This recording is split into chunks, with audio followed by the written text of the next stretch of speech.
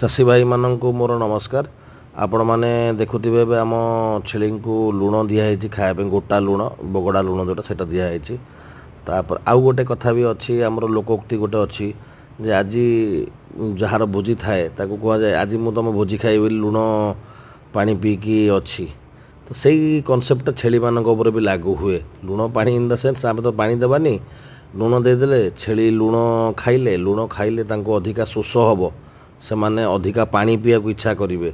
अधिका पानी पीले देह बहुत भल जेहेतु खरा दिन आसीगला पानी जिते अधिका पीबे सनस्ट्रोक हेनी अंशुघात से पड़े आउ पानी पिया सांगे सांगे से खाद्य भी भल खाए भोक अधिका हम भोक अधिका हेले से खाद्य भल खाइबे तो खाद्य भी भल खाइले पानी भी भल पीले डाइजेशन भी भल हम डाइजेशन भल हेले आपण छेली टिके कलर जनरली खरा दिन तो भल कलर आसे आउ टिके बेटर कलर आसपार।